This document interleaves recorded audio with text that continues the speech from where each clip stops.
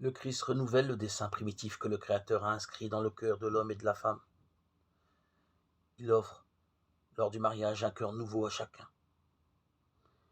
Il est un don pour les époux chrétiens, en même temps qu'un commandement à rester fidèle pour toujours, par-delà les épreuves et les difficultés, dans une généreuse obéissance à la volonté du Seigneur. Ce que Dieu a uni, l'homme ne doit point le séparer.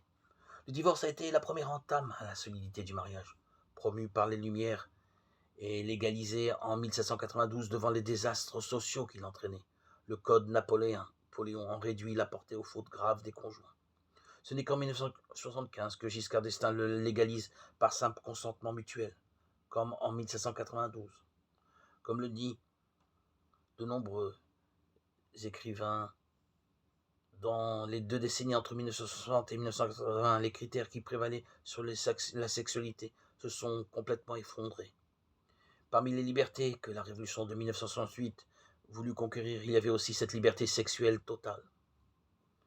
Laissons-nous guider par la parole de Dieu, par l'amour de Dieu, qui nous met à l'écart de tous ces égarements et troubles. La parole de Dieu nous a été donnée comme une parole de vie qui transforme, qui renouvelle, qui ne juge pas pour condamner, mais qui guérit. Cette parole est la lumière qui nous guide, la lumière sur nos pas.